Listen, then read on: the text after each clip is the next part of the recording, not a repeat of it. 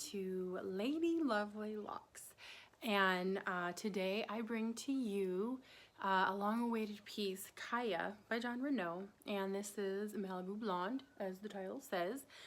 So let's talk about Kaia. Kaia is a synthetic piece. She is definitely a boob hugger, goes down to your boobs. She is 100% hand-tied cap. So what that means is hand-tied cap means somebody in a factory somewhere sewed this entire cap together by hand, which is why they're more expensive. Then she's got the lace front as well and the velvet ear tabs, just like all the other wonderful Renau pieces. So yeah, so she's hand-tied. So if you've seen any of my other reviews, I reviewed Zara in Malibu Blonde. And so my issues with Malibu Blonde, or with Zara, was that she was very, because she was wefted in the back, and she had a ton of hair. And I mean, you can even, I wore like the same outfit more or less, I had the same background and everything, just to compare, and I can tell just by how it feels in my head and how it looks in the video that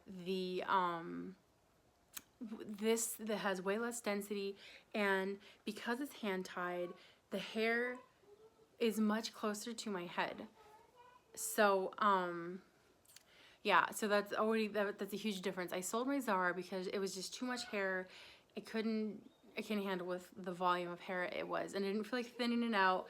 And I've become more of a fan of hand-tied caps because of like I like how it's like hugging my head, and it's not all this extra thickness from the wefting. So yeah, so hand-tied caps, they are pricier, but to me, when it becomes the level of comfort and feeling confident in my wig and not feeling like I have this, you know, big rounded head because of, you know, all the hair and the wefting and, you know, the little permatease they put in between the wefting, then to me it's worth it. You know, I'll wait longer for those pieces.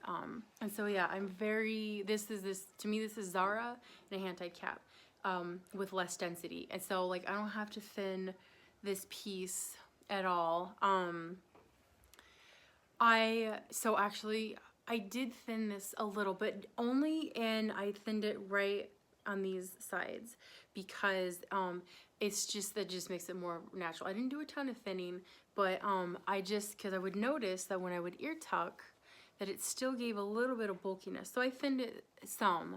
So yeah, I did do that. This piece is not brand new, but you guys know I don't do out of the box just how it is pieces, because in reality it looks like that for like 5 seconds. So these are pieces that I've been wearing, and you know, I get a feel for how they are, and then a lot of times I do tailoring to them, so you know, you can see what a wig can look like and how I wear it for daily use. So yeah, I did thin her out a little bit, but just because, and honestly what I'm realizing is because I have a tinier head, my head's between 21 and 21 and a half inches. So, you know, a lot of times these hand-tied caps, they still fit great, but because there's that extra space for larger heads, there's like, you know, you can pinch the cap, you know, you can feel it's like a wrinkle of cap right here. I don't know if you could, I don't think you could see it, but you can pinch it right there. And so with that, it leaves this extra bit of hair right there. So if I had a more big rounded head, it wouldn't be an issue, but because it does that little bit of bunching right there, that's why I thinned it, so that it wasn't, you know, I could do an ear tuck and it didn't have that bulkiness right there. You know, like if you're like me, then when you wear your wigs, you want it to be realistic, and a lot of people say, oh, I don't care if it looks wiggy, and you know, and if that's how you feel, then more power to you. But I wear lots of different hairs, so anyone who knows me knows I wear wigs, but I at least want it to be believable. You know, when people are looking at us and where something looks so off that that's all they can focus on. Like, you know, have you ever seen someone who has a ton of makeup on and it doesn't look good, you know, their foundation's caked on, or eyebrows, like they did like painted their eyebrows super thick and it doesn't look natural. And so it's hard to talk to someone and that's what's going on. Even like, you know, I hate saying it, but like a giant zit, you know, I don't know about you, but if someone has a giant whitehead on their face, sometimes it's really hard to not focus on that. So if I'm going to be wearing wigs, I need to make it to where people can talk to me and not talk to what's on top of my head, you know? So if that means I've got to do some thinning, then I do. If I got to do some plucking, I do. If I got to add, you know, some extra hair out like I do right there, then that's what I do, because that extra bit of realism is what doesn't, you know, what shows people that this is natural hair. You know, when you have like, you know, if I was to wear this hair like all the way up to here, you know, like that, like it already looks ridiculous because that's not natural, you know. So imagine if you know, you have this thick hair on your head and there's no parting, there's no lace, it's like a thick band of hair, you know, then that's what it distracts people. And so I don't want people to be distracted by how fake my hair looks. So I want it to look realistic. So yeah, so that's why I did some thinning, and the density is still, you know, it's perfect. If you don't want thick density and a lot of hair, then Kaia is your piece. And it's funny, you know, Zara, I see Zara on other people and it didn't look that thick on them. So maybe it was just the piece I had, but you know, I gotta be honest, it was enough to turn me off from getting another Zara.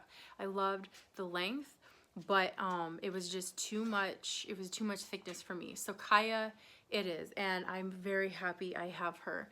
Now that I thinned just right there, the density is perfect. I love it. Like I said, it's just like, it's like Zara, but lighter density and hand tied. So it's got these bangs right here. So, which is perfect because, you know, rarely does someone have all hair one length. So this has, you know, it even looks like it's got a little extra layering right there. So this is perfectly layered, you guys. Perfect hair. It's, you know, it's the typical John Renau synthetic hair. So John Renau's hair doesn't have like the finest denier. It doesn't, I wouldn't say, you know, like, oh, this feels just like human hair, but it still feels good. It still feels good. But with this being a longer piece, like, you know, all the other ones, you have to do some maintenance to. Gotta keep, you know, silicone on. I gotta keep it brushed. If you're driving in the car, make sure you have it all in front like that so it doesn't rub on the back, or anytime you're sitting in a chair, make sure it's not rubbing on the back. That's just, you know, ways to maintain it. So yeah, I love Kaia. She's long and beautiful, and when I wear this piece out, like, I get lots of attention. And you know, sometimes it's a good thing, you know. I just gotta make sure like I don't have anything in my teeth or my makeup doesn't look ridiculous, because this hair with this blonde gets attention. So let's talk about Malibu Blonde. I love Malibu Blonde. It's perfect because, I mean, it goes great with my skin tone. I got warm undertones. So, you know, it's great if you have warm undertones. If you are, you know, hesitant about certain blondes, some blondes make me very self-conscious. If they're very blonde, like I have a Raquel Welch Love Love Love in shaded wheat, and it's just too blonde for me, and so I'm trying to get rid of that piece. I just don't wear it. I haven't worn it anywhere. It just made me too self-conscious. It was too blonde for me. But this, and I talked about Malibu Blonde when I had Sarah, and I did a little review on her. That was like back in the day when I was just holding my phone up and just showing everything, and I didn't have my cool little backdrop to hide all my laundry and stuff in the background. But anyways, I did a review on that one, and there's lots of reviews on Malibu Blonde. So, you know, what I want to add to it is that Malibu Blonde is like a blonde. To me, it really thinks like a blonde because it has this golden brown base with, you know, the FS, the fashion syrup. So, but it's tastefully done, and with that rooting, I mean, my gosh, with this color, the 12 rooting, it is not like 12 FS8. It's not like 12 FS8 where you, I mean, I don't know if you've ever seen other, I'm sure you have. You've seen lots of wig reviews where someone having 12, has the color 12 FS8 on, and it looks really blonde here, and then there's like this thick band right here. But look at with this brown, with this rooting, look how natural that is. There's no, the knotting is so tiny. Can you see that? Yeah. The knotting is so tiny, and it makes this root parting look so realistic. You know, if you add like a little powdered makeup underneath the wig cap and everything, you will be good to go. Or that silicone tape, like Scarway that everyone uses, that would be perfect. But with this, you know, I don't feel like, I have a salted caramel, and that's a rooting of 6, and it makes me, you know, kind of self-conscious when I wear Alessandra, because you can see that knotting, and so I just always want to make sure, like I've got my piece blended pretty well, so if I put it on, it's going to be hidden, but it takes some effort, and it still makes me a little self-conscious sometimes. But with this 12, you know, FS12, the 12 rooting, I don't feel self-conscious about not showing at all. And that's what I love about this compared to the 12 FS8. I don't have any wigs in 12 FS8 because of that. I'm considering getting Alexis in 12 FS8 only because I saw her on sale. I know I can get her for a good price. But other than that, I have no desire to get her because the difference between the blonde and the 8, at least with all the reviews I've seen, it just doesn't look good. It doesn't look realistic. And so I'm just not a fan. But with this blonde, if you are wanting to go blonde but not too blonde, I feel like this is a perfect blonde. I love it. I'm one of the people, and I think it's funny because I used to be blonde all the time. Like, I would say like the 22 F16, or maybe like the Laguna blonde. That's probably the kind of blonde I was before. And so now it's just ironic that I'm not comfortable in blonde like that. But with this one, I totally am. So if you are wanting to try a blonde, especially if you're curious about the like John Renau blondes, I really recommend this Malibu blonde because